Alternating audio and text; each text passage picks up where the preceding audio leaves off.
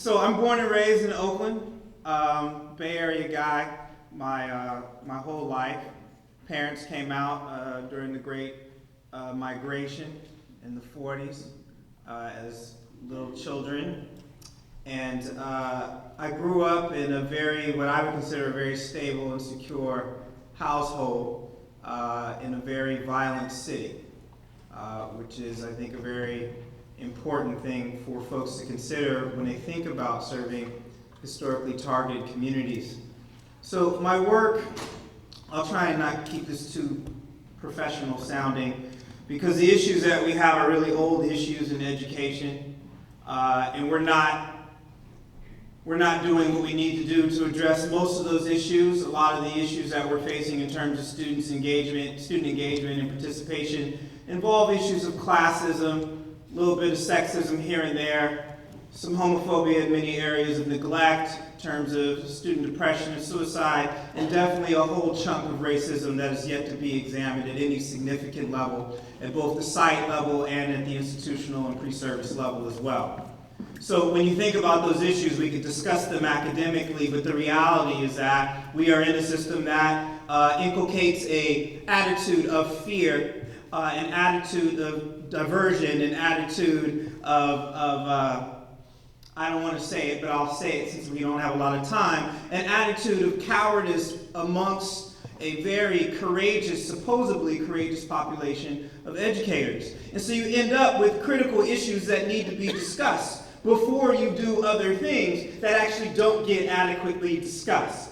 So as we think about issues of disproportionate suspensions in achievement and equity gaps, folks want to implement these various very popular initiatives, RTI, responses to intervention, social emotional learning, restorative justice, positive behavioral supports, all these great initiatives that are flying out of the door. And folks are like, yes, I will do it. Yes, I will do it. All of them virtually meaningless if your problem is disproportionality and unfair treatment. See, because those things are ideological problems that sit within the individual and that are nurtured by cultures that perpetuate an unfair social order. So if you don't have mechanisms that get at the heart of how those individuals perceive the communities with which they're working, it doesn't matter what program you implement, you will not actually get to the solution that you have espoused to want to seek. Does this make any sense? Yeah. Okay? So we have these huge issues, and I'm obviously black. I like being black. I believe in being black, and black means something very special to me. I said I'm from Oakland. I know what black is, okay?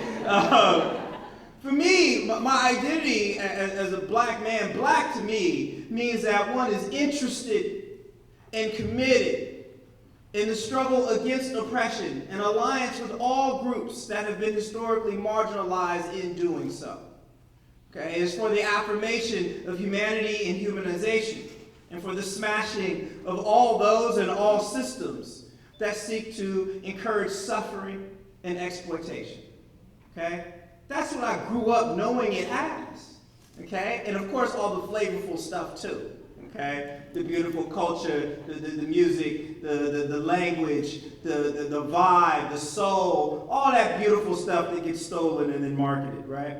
So, to me, that perspective is not a perspective that I see embedded in any type of educational training of either teachers, counselors, or administrators. Okay? So when someone espouses to be, I'm going to move from this, is this okay? Okay, so when we talk about student engagement, we have a problem. We have an entire structure that is not about engaging folks for the purposes of their empowerment, but rather, at best, engaging folks for the purposes of their compliance in a larger system. Okay? That system in itself goes, at most, critiqued at a very shallow level. Okay? So, for example, we're talking about equity gaps, and this is a reference to Asa Hilliard's point.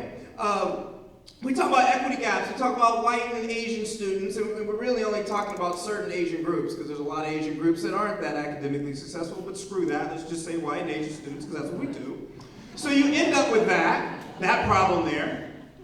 White and Asian students perform better than Latino and African American and Native American students. Okay, you should throw Pacific Islander, Filipino students, etc. in that, okay? But you have that issue. And folks say, okay, what we need to do is close the gap to get Black and Latino students performing as well as white and Asian students, which presupposes that white and Asian students are getting an adequate education. Which is strange to me. Because that assumes that the structure and how we implement the structure is working fine for certain individuals. And it's just certain students that can't seem to catch up. That's not a systematic critique of the actual system. It's actually a critique of those populations and their capacity. So then we develop programs to try and help bring those populations up, which at best becomes a shallow critique of the institution and the system itself. Okay? This is a simple example. Okay? You have folks implementing restorative justice. My simple question to them is restoring what to what? Are you restoring me to my former self? Or are you restoring a relationship? If you're restoring the relationship between me and another student, what parameters are you using to establish a healthy standard of that relationship? Do you know my community? Have you spent time in my community? Not just moved there, but have you even studied my community? You've certainly studied American history. I love the references to Greek history. We study a lot about Greek philosophers and etc. and all that's awesome. We can learn about ancient China, but you ain't studied the Black community before. You don't know nothing about it. You ain't studied the Latino communities. You don't know nothing about them. Some of our educators can't tell the difference between somebody from Honduras or El Salvador or Mexico.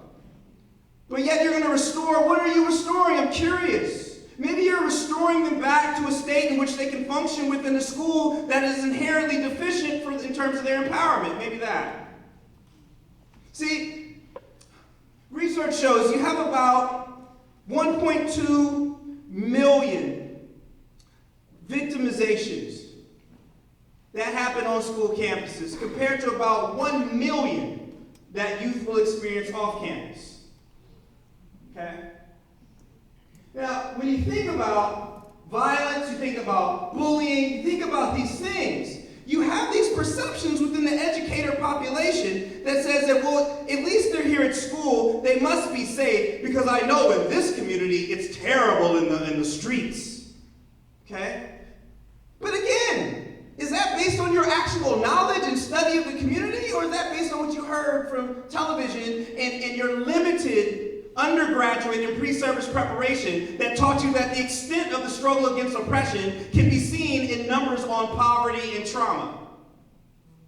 Okay? I'm talking too fast. Hold on. Sagittarius. Okay? Where I'm going with this, okay? Where I'm going with this is simple, okay? We're trying to engage students in a broken structure, okay? And at our best efforts, we're often trying to engage them to be part of that broken structure. And some of us that are even more radical want to engage them to change the broken structure once they leave our school.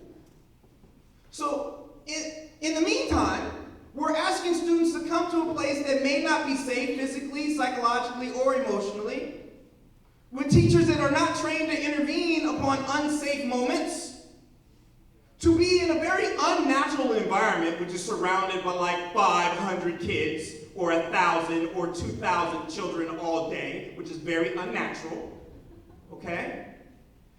And then claiming the whole while we want to engage them in something, and we don't even have the why to ask them why.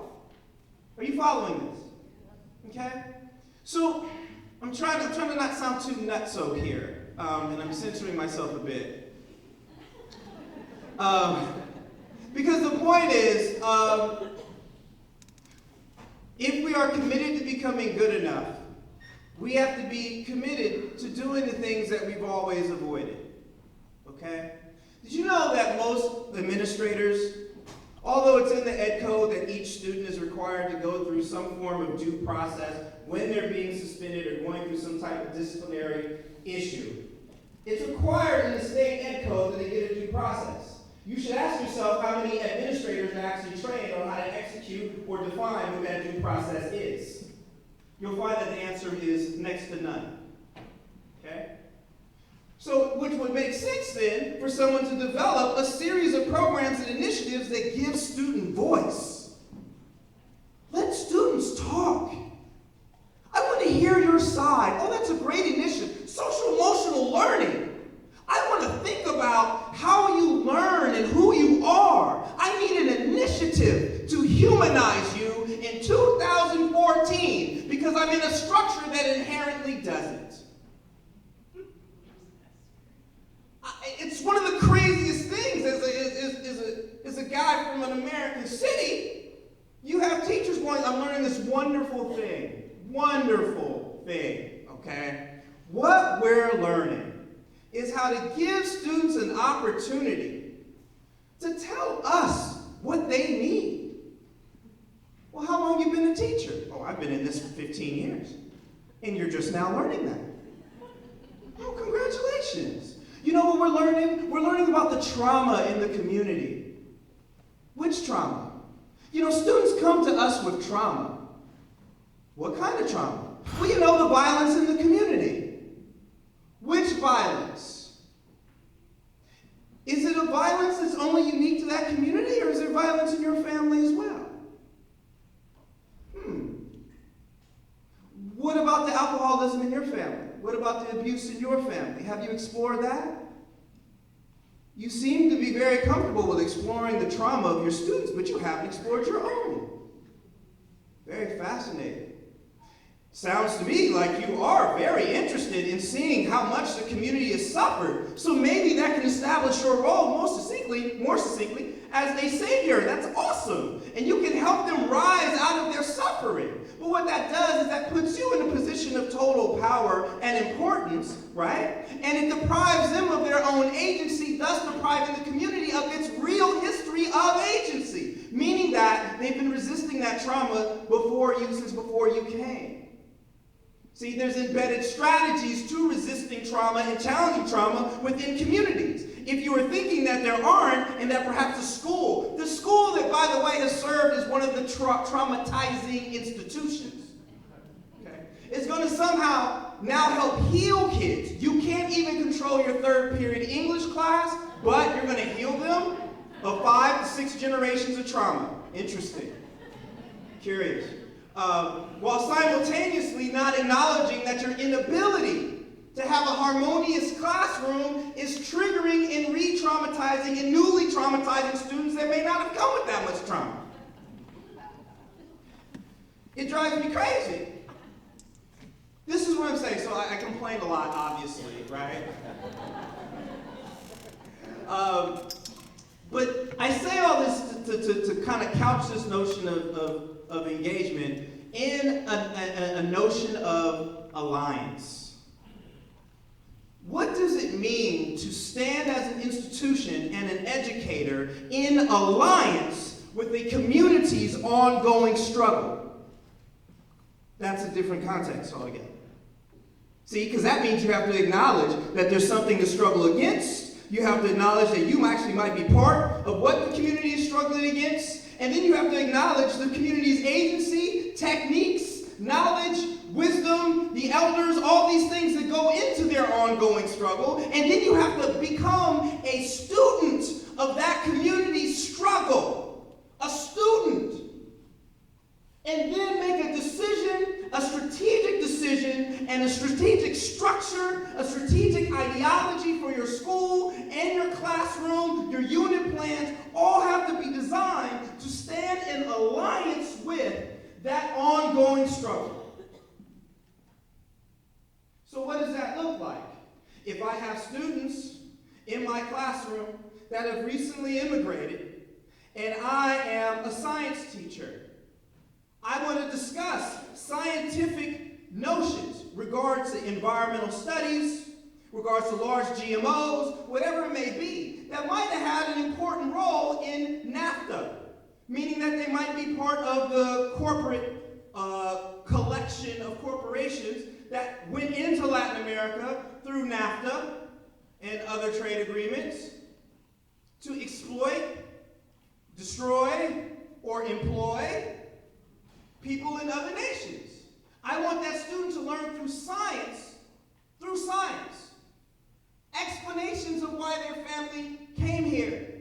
what is going on in their country. You want to talk about engagement? There's a great teacher, I want to stay on time too, keep me on time, because right? Great teacher in northern Sonoma County, met some years ago, and she turned, biology teacher I think, when it was physiology, she turned her whole classroom into a crime scene every year, right? And she asked students to come in, they'd watch a little forensic files or whatever, but they'd come in and they'd have to participate in all the different steps and roles in solving this crime, looking at this crime scene, okay? It's students, all right? And you asked her, that's awesome. I never did that. That's like the freshest thing ever, okay? Why did you do that? And she was like, well, our students were always talking about crime and violence, a lot of our boys, and I felt as a science teacher it'd be interesting for them to look into what are all the roles in actually looking at a crime scene as it relates to science, okay?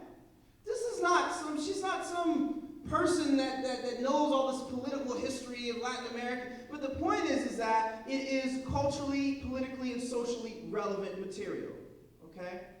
I'm usually squeezing a lot in here, but the point is this, okay? If we are to be engaged, we have to actually think about what it is we're engaging with. It's not just the students. Students come with a particular history, and if they're from a historically targeted community, they come as a target, whether they are conscious of that or not, okay? As an educator, how do you reveal the targeting mechanisms and the targeting processes through your subject matter, through your school climate, through your activities, through your discussions, and how do you then arm and empower students with techniques and strategies to combat those targeting mechanisms? Okay? This is a big deal when it comes to school climate and culture, because I swear I hear people talking about I want a safe school, but I come to their campus, I'll hear the N-word all in the hallway. I'll see students calling each other the B-word. Teachers will be present sometimes, I didn't say anything.